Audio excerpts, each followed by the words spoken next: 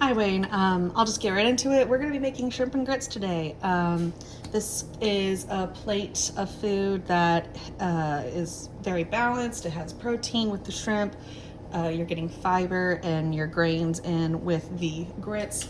We are going to be using stone ground grits for this, which are the healthier option. You can use quick make grits that are, this is also just polenta, but this is cornmeal. Grits and polenta are the same thing, so I'll use them interchangeably, but you can also customize this meal however you want. It's a very good basic staple meal, quick and easy, and let's just get started. Why not? All right, so first food safety is important. We're gonna wash our hands first.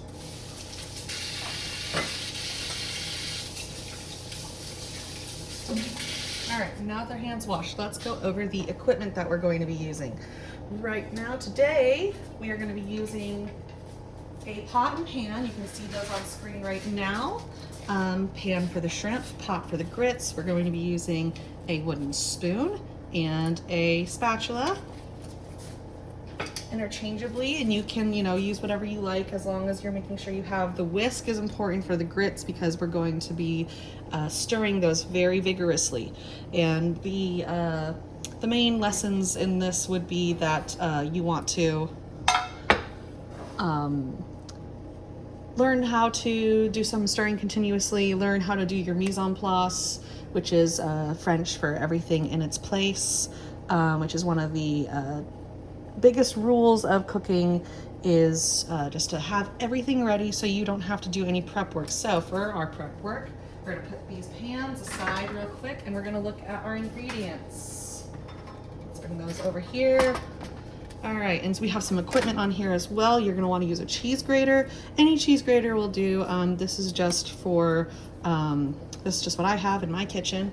But we're going to be optional grating some Parmesan and cheddar cheese into this, just to add a little bit of more creaminess towards the end because we are going to be using fat-free milk, about a cup. So it's not going to be the most indulgent version of polenta or grits that you could come up with, but it will do the job. For all of our seasonings, salt, of course, pepper, black peppercorns, onion powder, garlic powder, Old Bay seasoning. This is very important for the shrimp, just to give us some extra flavor that goes really well with seafood.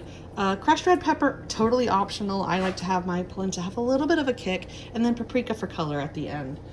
And then we also have, instead of using full fat or any other substitutes, we're going to be using Better Than Bouillon to add a little bit extra flavor to the grits. And then we have some minced garlic right here. That's just for convenience's sake. You can of course use fresh garlic, there's nothing wrong with that. And then we have some tasting spoons. These are important just to have a couple on hand, just to make sure you're not going to cross-contaminate because we are working with raw seafood. So let's move all this aside. And let's get started. So, for your shrimp, just because everyone might have gotten something a little different, just a wet paper towel to keep them hydrated while they're out. These are already pre-deveined, so normally they come with a little black line that goes up the center right here. And if we wanted that to be the lesson of the day, I could do an instruction on how to devein this safely. Tail on, you can of course take those off just by squeezing and pulling, but tail on, tail off, whichever suits your fancy. We're just gonna go ahead and tail all of these just so we can eat them whole and not have to worry about taking the tails off in the middle of our meal. So we have all that, and then boom, you're done. I do about 5 shrimp to each dish of this recipe, just because you don't want to overburden yourself with shrimp, but you also don't want to have nothing on your plate. So let's get started. So we won't need to be doing much prep work. This is mostly a cooking video. So we'll take our board, which is clean, and we're going to put that to the side over here. And then we're going to bring out our pot, and we're going to turn the flame on. All right, now we're going to keep that at a medium to low heat right now, just to make sure we're not going to burn our grits when we get them started. So we're going to go ahead and pop our milk in right away. So this is 1 cup of milk. We're doing a 1-to-1 ratio of milk to grits. So that's 1 cup of milk to 1 cup of grits. We're also going to, for a little extra flavor, add in the Better Than Bouillon chicken. Grab one of our little tasting spoons here and just pop a little bit, not too much. Pop a little bit in there and stir it around. It will dissolve as the heat from the burner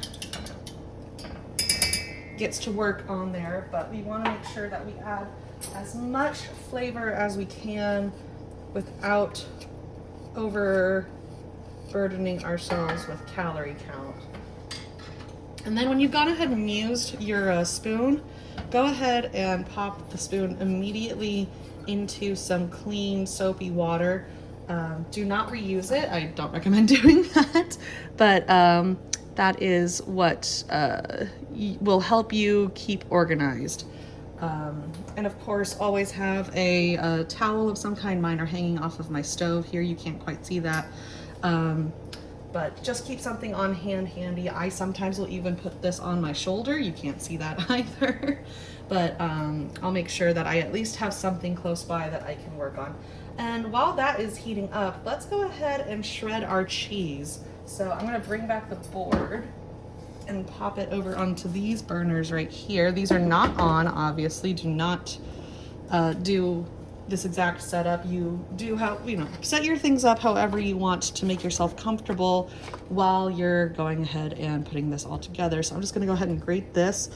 Keep your fingers away from the edge and just pull down against the grater, applying slight pressure, and that will get you however much cheese you want. We don't need to go crazy. This is just to add a little bit more color and flavor for these grits. Now I am keeping an eye on my milk over here, and because we wanted to bring it to a boil, I'm going to add a little more heat to it and just make sure you're not scalding your milk. You can add a little more water to it if you want to. I might do that myself. So I'm gonna go ahead and just take my measuring cup that I put milk into and just get a slight bit more water just to create a little more volume while that comes to a boil. And I think that's enough cheese. You might have a little bit left over. This is Parmesan, that was cheddar. And we're just going to go ahead and grate this as well. You can, of course, grate this on a finer grate. It does not need to be on the same exact one. If you prefer your Parmesan to be smaller chunks, that is a totally viable optional, but just be careful of your hands. Do not go super fast while doing this. You might end up abrading one of your knuckles, which is not a great feeling. So we're just going to take our cheese mix and we're going to pop it into this bowl here. So now we got our bowl of cheese. Hooray! And this recipe you can doctor and add whatever garnishes you want. I have some quick pickled red onions, which I can totally do a lesson about otherwise. Just a couple of minutes in the oven with some sugar and vinegar sliced up, or not the oven, I'm sorry, the microwave. A couple minutes in the microwave with some sugar and vinegar, and these turn pickled in maybe 30 minutes, cooling in the fridge. And I have some leftover bacon from a previous recipe that I put together. We're gonna put that on as our garnish. So that's just gonna make it look a little fancier, a little more tasty. All right, so now that we've got the last bit of our prep work done for that, actually, I'm so sorry. We're going to go ahead and season our shrimp while we're waiting for this to heat up. So for seasoning shrimp, The tails can stay in there. They're not going to cause any issues. Just a little bit of salt. You can pour it out into your hand first to make sure you're not going to over salt your food. So that is enough to me. So we're just going to pop it in there and turn that around and really get that nice and seasoned. Shrimp can take on a lot of seasoning. So if you look over here, you can see that this is starting to come to a boil. I probably should have switched burners with this, but we'll worry about that on a later date.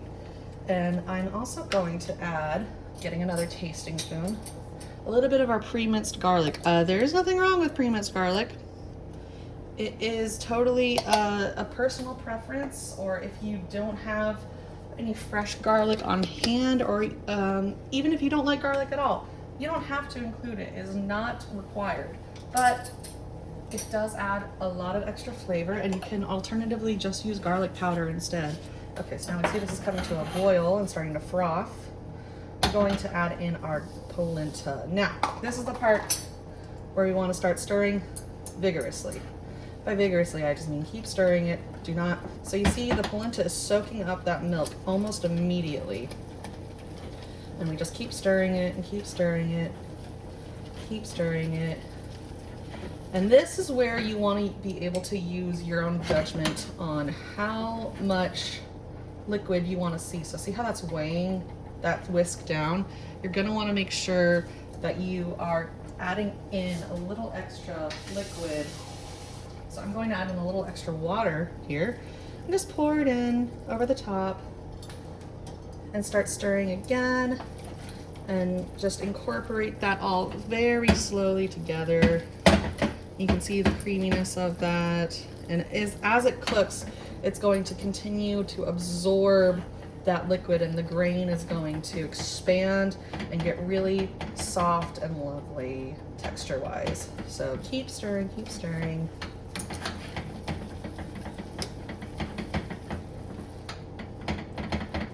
And again, use your own judgment, of course, but for this particular recipe, I know I want to have a pretty liquidy polenta. I want it to be more soupy than solid. And again, that's a personal preference. I like mine just to be a little more liquidy than others. So you just keep adding liquid, starting off with, though, a straight 1-to-1 ratio is just fine. And then, all right, so you can see it's starting to get to the texture that I like it to be in.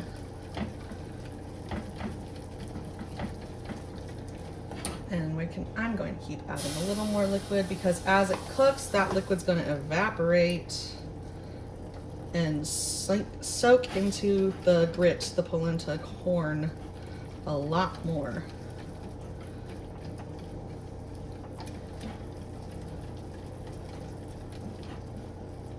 There we go. That's a great consistency. And we're just going to let that cook for 30 minutes, which is going to take a long time. So we will just let that sit to the side over here. And keep stirring it occasionally until we feel satisfied with the texture. And then at the end, we'll finish it with a pat of butter, just to make it the consistency we want, add a little flavor to the end. And in a normal cooking video, a live session, I know that a 30-minute wait time to cook is probably not ideal, but adding a little more salt here just to give it a little more flavor. And now we can add some more seasoning. So I'm going to add some garlic powder to this. And again, you can portion it out into your hand before you pour it in, just to make sure you're not going to overdo it. Sometimes seasoning bottles will get the better of you. I have a pretty good understanding of how my seasonings work. So this is onion powder. So I don't mind pouring it directly in there, but I know a lot of people probably wouldn't prefer that themselves. And grits are a very mild flavored grain, so you can add a lot of seasoning to them and it won't really overdo it. A couple cracks of black pepper to it, and just stir that all in one more time while it's cooking. And we're going to make sure that the burner is on a good medium, so halfway from the starting point and halfway to the highest point. And we'll just let that keep cooking. And you can set a timer to let yourself know when this is ready. I'm actually going to go ahead and do that. So my oven has a timer setting up here. I'm going to go ahead and just set it to 30 minutes. But I am going to go ahead and check on it in 15, just to make sure I'm not overdoing it. And you can always, of course, take your spoon and taste test this. Actually, I'm gonna go ahead and do that, describe to you how the grain tastes so you can see the progression of it getting from first initially cooked to fully cooked. So you can see that right there. Taste testing, very bland. No chew to it. It's very crunchy. And we want to be able to eat that without any issue. This is a meal for simplicity's sake. It's kind of going to have a mashed potato consistency in an ideal world. And as it's cooking, of course, you can continue to add more milk or more water. We're going to go ahead and season our shrimps with some garlic powder. And just move those around. You don't have to use your hands. You can use a fork or a spoon, anything that will make it less of a sensory issue for yourself. Go ahead and do that. Do not make yourself uncomfortable just to be able to do it exactly like I'm doing it. That would be silly, because this is, you know, food for you, not food for me. And we're going to go ahead and take some of our Old Bay seasoning and just squeeze a couple of puffs of it onto there to really season our shrimp. Ooh, these are gonna be so good. Oh, it's gonna be really tasty. So now that we got some pretty color on there with our seasonings, we can go ahead and put these back in the fridge, actually, to keep them at the temperature that's ideal for them before we get the pan out to do that. Shrimp only take about a couple of minutes tops to really cook. So we're going to go ahead and do those at the end of this. And I'll show you then how that comes together. We're gonna go ahead and skip ahead now just to avoid keeping you watching me stir a pot of grits for 30 minutes. But we'll come back once it's time to go ahead and cook those shrimp and plate everything. So we'll be right back.